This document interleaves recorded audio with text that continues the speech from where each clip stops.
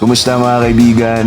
Nakapunta ka na ba sa isang lugar kung saan bawat sulok, kaliwat kanan ay punong-puno ng kulay at mga pagkain? Ngayong araw na to maglalakad tayo ng bahagya at titikim ng mangilan-ngilang street food dito sa tinaguriang food capital ng Osaka, ang Dotonbori. Let's go! Alright mga kaibigan, magandang umaga, magandang hapon at magandang gabi. Andito tayo sa Kobe Beef. Kobe Beef, yan talagang binasa ko lang sa karatula. Pero ang totoong pangalan ng restaurant na to ay Wanomiya at ang main branch nila ay dito sa Dotonbori. Ang Kobe ang isa sa pinakamataas na uri ng Wagyu na galing pa sa Hyogo Prefecture ng Japan. At syempre mataas din ang presyo nito. Sa halagang 2,000 yen mga kaibigan meron tayong 3 pirasong sushi. Medyo bago rin sa akin to na kumain ng karne na sushi. Usually sanay tayo sa isda. At tignan nyo naman kung paano i-prepare yung Kobe sushi natin. Aapoyan lang ito ng mga tigli-5 segundo kada sushi. At ayun na siya mga kaibigan. May mga haka-haka yung mga tao kung paano palakihin ng Kobe beef. Sabi nila, pinapainom daw to ng beer at minamassage ng sake hanggang sa lumaki. At pagkakatayin na nila, i-check pa nila yung marbling effect ng quality ng meat bago nila i-label na Kobe beef bago pumasa sa standards. Grabe mga kaibigan. Alright mga kaibigan, ito na. Finally, matitikman na natin ang Kobe. Pangalawang beses ko pa lang ito matitikman, 4 years ago kasi nakalipas. And ang totry natin ngayon ay Kobe sushi. So lagyan natin ng wasabi sa ibabaw. Cheers.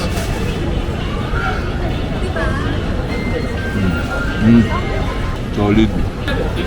Isa pang bite mga kaibigan. Dahil napakamahal no, so tikim-tikim lang tayo. Sarap no? Solid. Okay, nakaisa na tayo mga kaibigan. Hanap naman tayo na, pero mamaya gusto ko subukan yung Wagyu na inihaw. Wagyu barbecue, no? Mura lang, 500 yen. Woo! Mas mahal talaga yung Kobe sa Wagyu, no? Pero sabi nila yung Kobe Wagyu din daw yan. Hindi ko alam, Google natin. Maganda dito sa Osaka, mga kaibigan. Pag pumunta ka ng Osaka, ang unang mapapansin mo yung kaliwat ka ng shops ng takoyaki. Tako, ibig sabihin octopus. At dito nagsimula sa lugar na to, sa Osaka, ang takoyaki. Kaya ito yung specialty nila. Pero itong shop na to mga kaibigan, itong Honke o Tako, ito yung pinakamatandang shop dito sa Dotonbori. So meaning, ito yung pinaka-original.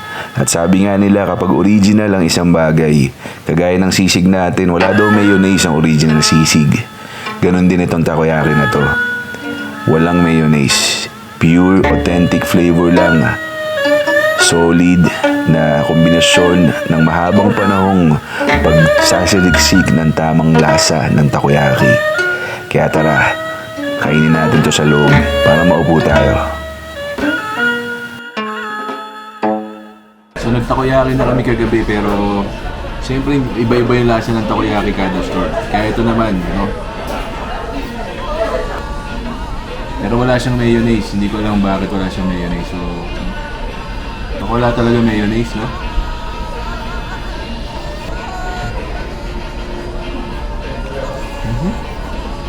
Wow. Ito yung mga buhay na parang alisus na isda. Solid. Harap. Grabe yung takoyaki, no? Pwede pala na walang mayonnaise. Ito yung drinks, no? Sa buhay, minsan, hindi tayo nakakapag-isip ng tama. Basta na lang pinipindot natin yung mga bagay na nakikita natin base sa physical na anyo nito. Nakita mo orange logo. Pero parang minsan may pagkakamali na hindi natin maiwasan. Mag-ingat lang mga kaibigan dahil minsan pwede mong mabili ay gelatin. Hindi inumin. So, tiis-tiis muna tayo, no?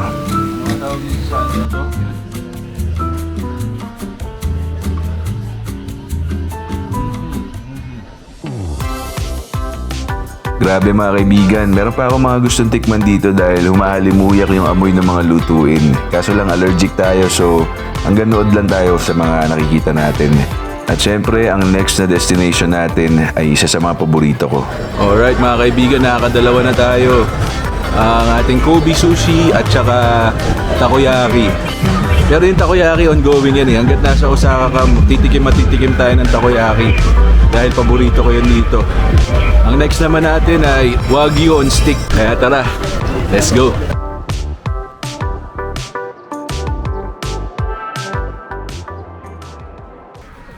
Ito na mga kaibigan. Medyo affordable itong Wagyu na to, na halagang 500 yen lang isang stick. Meron ka ng Wagyu. So yung amoy niya, amoy barbecue din sa atin. No?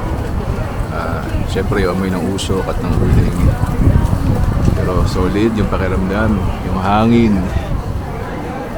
Pero syempre sa ganitong presyo, hindi tayo mag-expect ng high grade na quality ng Wagyu.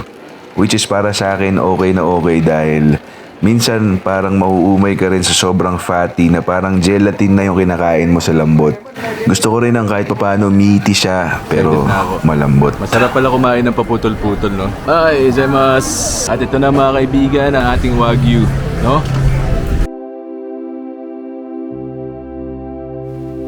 Umihip ang hangin sa aking unang kagat.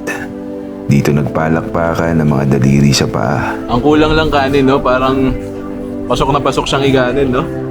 Sarap. Quality. Wagyu, inihaw na baka lang yun, no? Inihaw na baka. Grabe mga kaibigan, syempre hindi tayo papayag na hindi susundot ng dessert. Dito, sa kahabaan ng Dotonbori, makikita mo rin ang sikat na sikat ngayon na tanghulu. Sa 4 na taon na paninirahan ko dito sa Japan, dinadaan-daanan ko lang to. Pero ngayon, finally, matitikman ko na. At grabe, sarap. parang out of body experience. Yung singaw ko, sakit. Uuli tayo mamaya ng strawberry.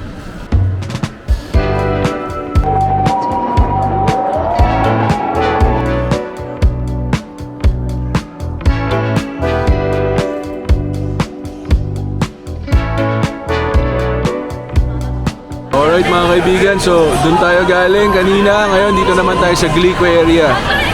Dito sikat na sikat yung LED lights display ng mismong Glico. Yung Running Man. Tsaka makikita mo rin dito yung kanal o parang river ng Dotonbori. Minsan ko na rin kinuhanan ng picture to, no? Lalo na sa gabi, sobrang buhay na buhay.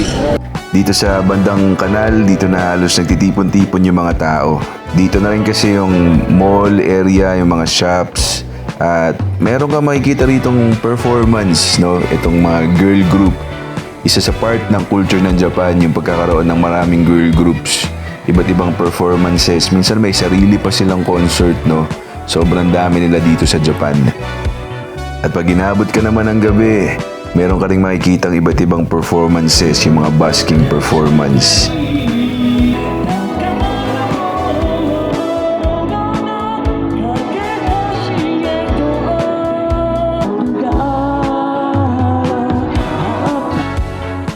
Kung marami-rami lang tayong oras, gusto ko pa sanang mag-ikot ng mas detalye yung bawat sulok nito hanggang sa dulo, papunta sa tower, pero hindi sapat ang ating araw.